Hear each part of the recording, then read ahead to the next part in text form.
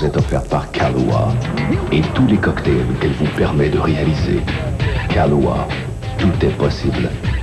La fin du monde est à 7 heures!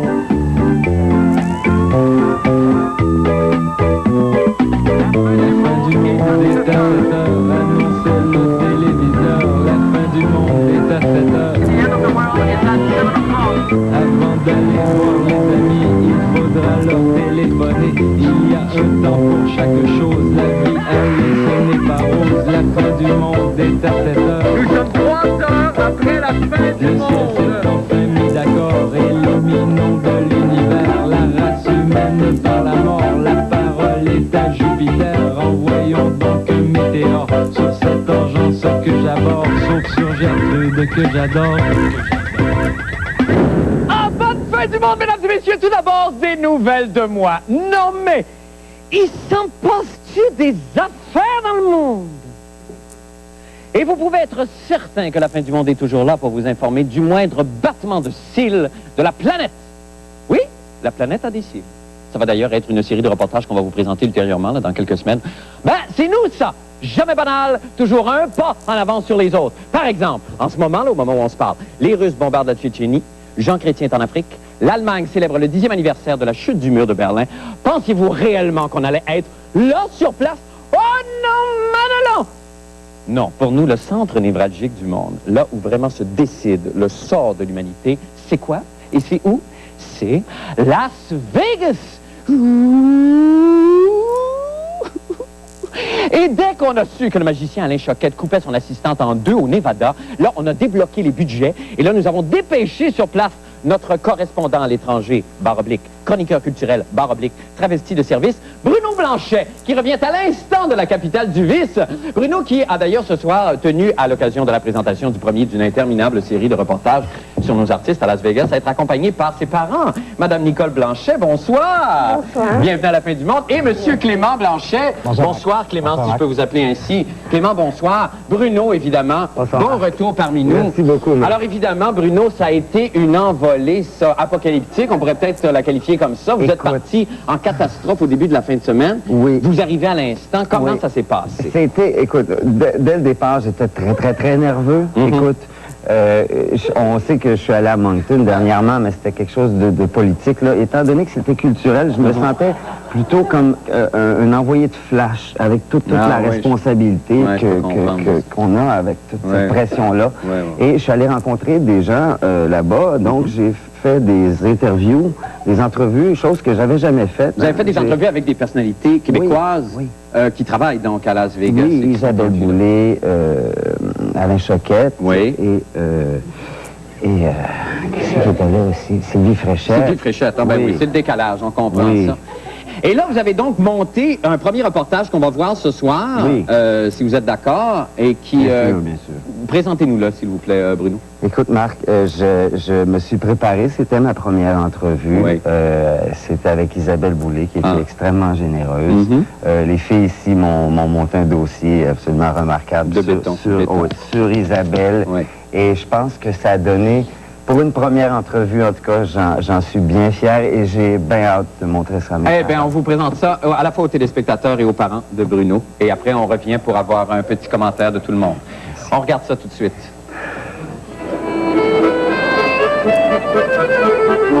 Bienvenue à Paris, Las Vegas, un décor presque authentique où les arbres font de l'ombre au plafond. En fait, on a voulu recréer ici l'ambiance de Paris, à l'intérieur comme à l'extérieur, avec une réplique de l'opéra où se produit Isabelle Boulay en spectacle. En plein milieu de Las Vegas, un hôtel très luxueux. Isabelle Boulay, t'es ici, fait que... Puis, Ben, ils sont venus me chercher en limousine à l'aéroport, une grande limousine noire. Le traitement royal, j'ai une suite au 25e étage de cet hôtel-là.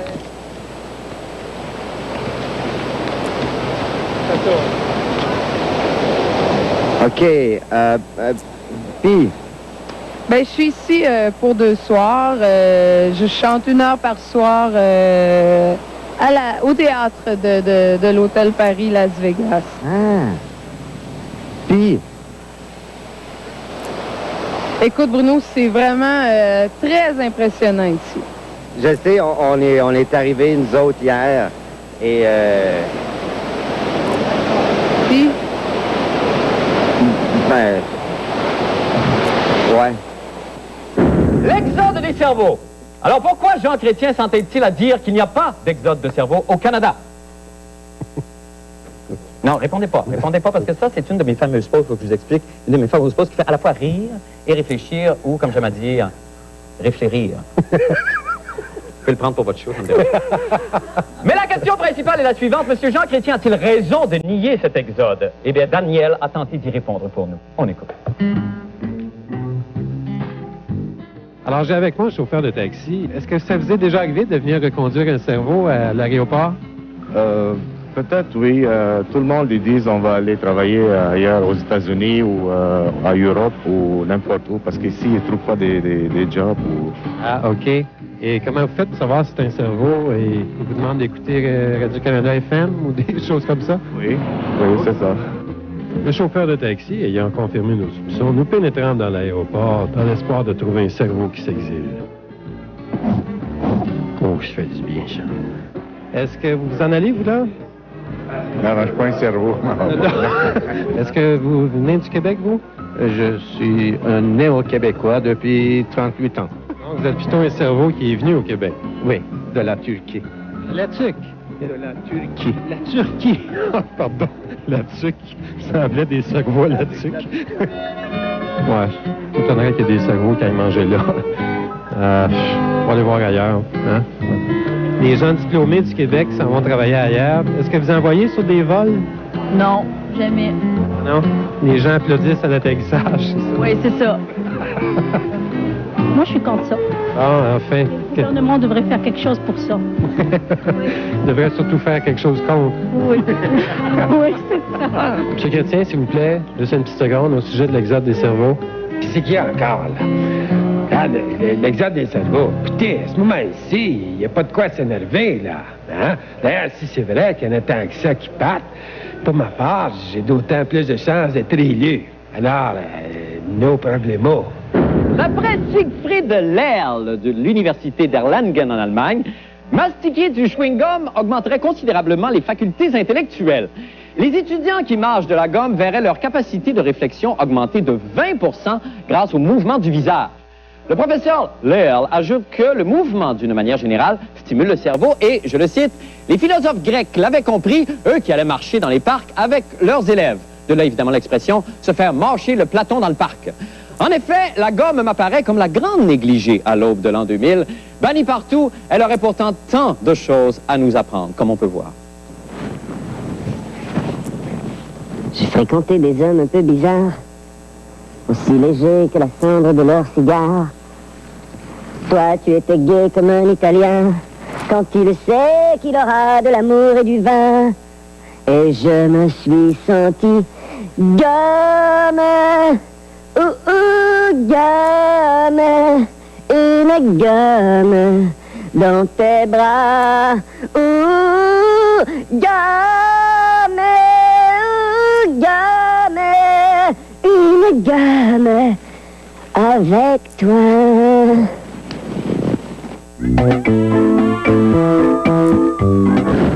Vous savez tout, ce qui sort de ma bouche est un cadeau. Par exemple, des sons mélodieux, des croustillants mots d'esprit, pardon. Exemple, pourquoi Jean Chrétien n'est-il pas allé aux funérailles du roi de Jordanie? Parce que les Canadiens mangent lucine.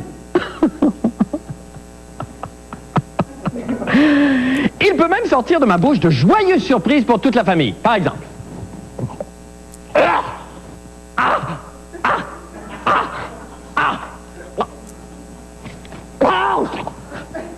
C'est mon ami bonhomme.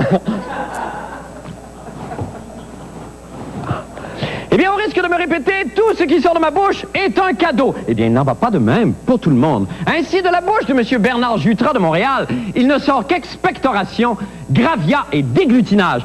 Le jeune homme en question marchait nonchalamment avec sa compagne Mélanie et leur chien qui a préféré conserver l'anonymat. Soudain, des policiers s'amènent. « Tiens, se dit le jeune homme, si je me vidais de mes entrailles sur la place publique. Ça ferait sûrement plaisir à la force constabulaire. Il cracha donc 5 fois et se ramassa avec une contravention. Morale, il doit maintenant cracher 135 $ pour réparer sa faute. Outré, Isabelle Maréchal, l'animatrice des œufs bénédictines d'abord, a jugé bon lui donner une leçon de savoir-vivre.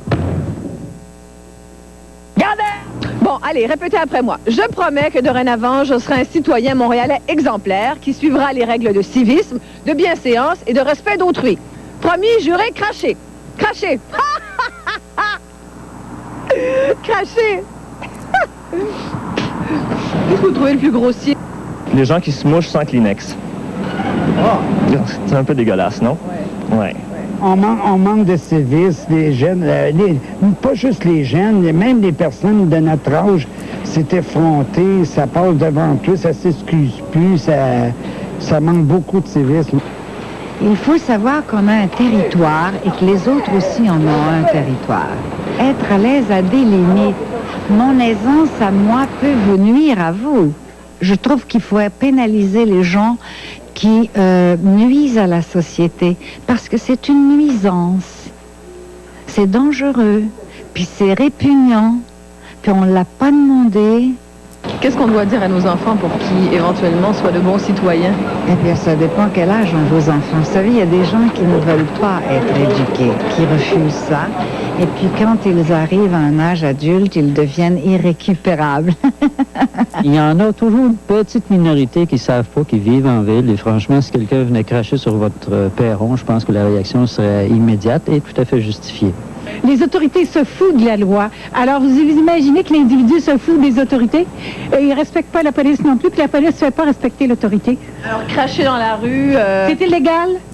Il devrait avoir une amende. Dès que c'est vu, illégal. Des microbes, on en a trop de microbes. Alors, à Montréal, il est défendu de jeter ou de déposer, un peu partout sur la rue, là, des cendres, du papier, de la vitre, des clous, des broquettes, des brochets, des immondices, des détritus, des animaux morts, des balayures. Nous savons maintenant que la surveillance vidéo est légale pour un employeur qui veut surveiller un employé. Mais si c'est légal d'un bar, pourquoi ce ne serait pas légal de l'autre alors que nous pourrions surveiller nos patrons? La fin du monde a fait le test.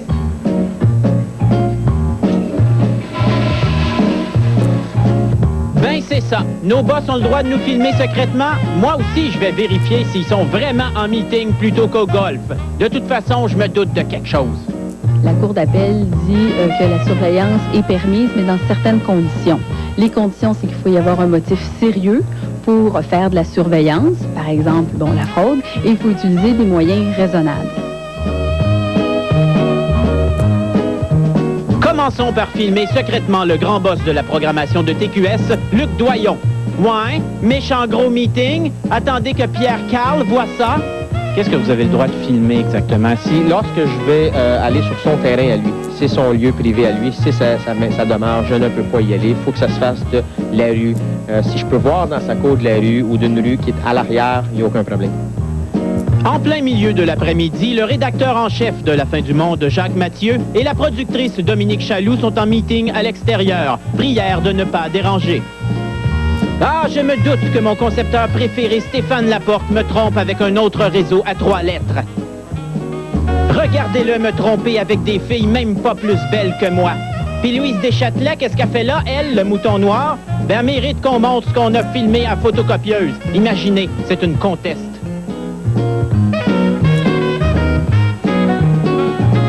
Ici Jean-René Duport, dans un endroit privé. Lorsque vous vous présentez devant un patron, ça ne sert à rien de s'énerver. Ah non, ça m'énerve pas tout. Non. J'ai déjà fait ça avant. Tu m'énerves pas tout. Il ne faut pas non plus être trop détendu. Ouais, on peut rentrer une main, pas de trop. Tantôt, on peut commencer tout de suite. Et en tout temps, il faut éviter de jouer avec le levier de sa chaise. Dans mon autre job, là, quand je travaillais, parce que là, le boss, il avait son neveu, là, qu'il fallait qu'il travaille avec lui, tu comprends-tu, qui était ses camions. Alors là, comprends-tu, le gars, il voulait même travailler, il venait de s'acheter un nouveau truck. Fait que là, ce qui est arrivé, c'est que là, j'ai un employé que... Il faut bien sûr éviter de jouer du tam-tam sur une canisse de peinture.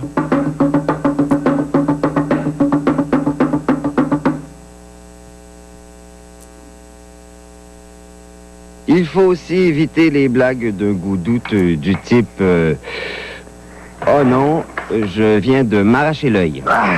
Non, non, tu me suis arraché l'œil. Il faut aussi éviter de s'amuser avec un klaxon.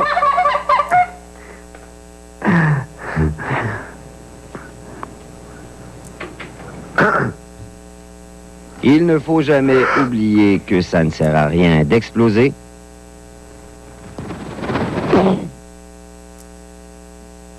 Mais par-dessus tout, il faut être ponctuel. Il faut surveiller son langage. Il faut choisir un travail adapté à ses besoins.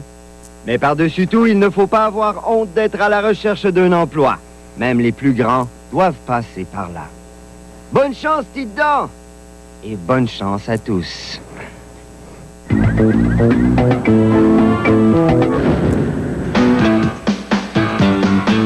On rit, on chante, on reçut. Oui, c'est l'heure de l'abrèche-becu. Chez nous, il ne pleut jamais. Oh non, ma brochette est à point. Oh, l'abrèche-becu.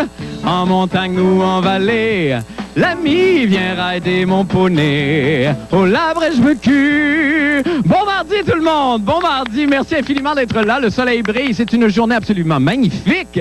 Hein, il fait beau aujourd'hui. Vous êtes, alors on a devant moi un groupe de... Vous êtes d'où? De Montréal. Et vous travaillez où? À TQS. Ben bravo, merci beaucoup d'être là. Un groupe de TQS. Alors, on est en forme et si vous voulez bien, tout de suite ce soir, on va passer à notre invité chouchou cadeau du jour. C'est une très grande amie à moi. C'est ma complice de toujours. Évidemment, c'est une très grande dame de théâtre. Vous l'aurez tous reconnue, mesdames et messieurs. Janine Suto est avec nous ce soir. Janine, je vous en prie. Bonsoir, Janine. Bonsoir, asseyez-vous. Asseyez-vous. Ça va? OK. Janine Suto. Yeah. OK. Janine, vous êtes... Oui. OK. Les garçons. OK. Ah, c'est très gentil, Janine, d'abord de vous être déplacée ce soir pour venir nous voir parce que vous êtes au théâtre, évidemment, vous êtes au théâtre. Là, vous avez pris la 10, vous avez pris la 20, vous avez pris la 30, je pense. Ça débouche-tu, là, un petit peu, la 30, là? Oui, Marc, absolument, ça débouche comme ça, jamais débouché. OK. Et la pièce que vous jouez s'intitule? Mémé dans le Puisard, c'est un boulevard, on rit chaque soir avec mes camarades Raymond Bouchard, Normand Chouinard et Muriel Millard et Joe Beaucamp est en léotard. Ah, c'est très bien. Parlant de léotard, c'est là maintenant de la chronique activité plein air détente VIP. Suivez-moi, Janine. OK.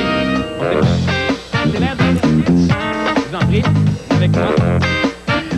OK. Marco. Merci, Marco. OK, alors ce que...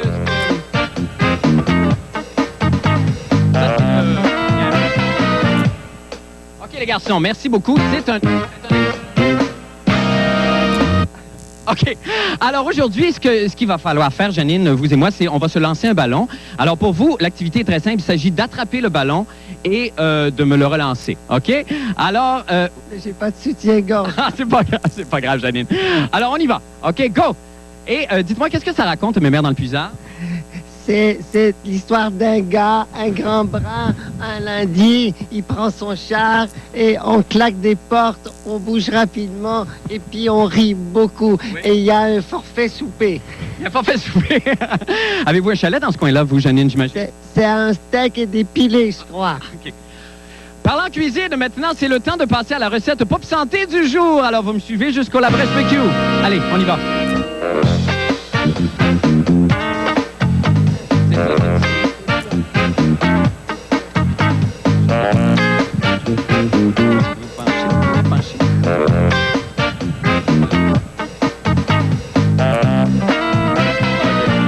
Merci les gars.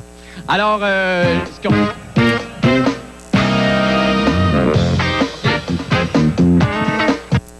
Alors, voilà, ce que nous faisons aujourd'hui, nous faisons une quiche barbecue. Alors, voulez-vous m'aider peut-être avec... on va peut-être se débarrasser de ça tout de suite. Marco, alors, voulez-vous m'aider peut-être à trancher des oignons, Janine, si vous voulez bien? Excusez-moi, Marc, j'ai pas de soutien-gorge. C'est pas grave, allez-y. C'est tellement sympathique. C'est tout le temps qu'on a, Marco. C'est tout le temps qu'on a, malheureusement. Alors, voulez-vous peut-être m'accompagner pour la chanson de fermeture? Absolument, Marc. D'accord. Je veux juste vous dire, demain, avant qu'on se quitte, demain, il y a Angèle Dubois qui va venir nous présenter sa collection de maillots de bain pour les chiens. Alors, on y va tout de suite avec la chanson. Bye tout le monde, on se retrouve demain. On rit, on chante, on reçut. Oui, c'est l'heure de la brèche-becu. La brèche-becu. Chez nous, il ne pleut jamais. Oh non, ma brochette est à point. Oh, la brèche-becu.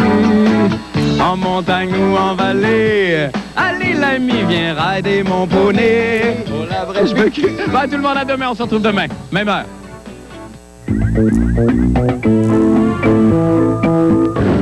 Stop in the name of love before you break my heart. Think it over. Baby, baby, I'm aware of where you go.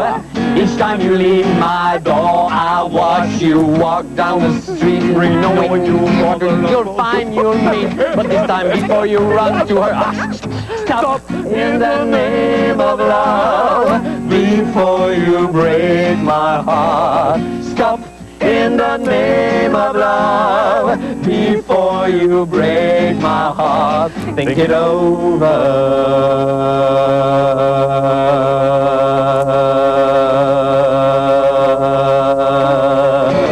Pas fort, ça. Je suis pas fière de nous, Non, hein? c'est pas fort. Ça arrive des fois. Je sais, non, je suis pas fière du tout parce que je la connaissais pas puis on n'a pas répété. Si t'étais pas arrivé en retard à la répétition, on l'aurait eu complètement... Oh, je m'excuse infiniment. Oh, ouais. Mais toi, Je ne suis pas si expéditif, toi t'es amateur. Oh, ouais, ça va crier, là. Je ne suis pas un amateur. Ça va crier plus fort, attention. Ah, ça va. Surveillez la chronique de la fin du monde dans le cahier Week-end du Journal de Montréal et du Journal de Québec. Et lisez lundi dans le Journal de Montréal la section Affaires.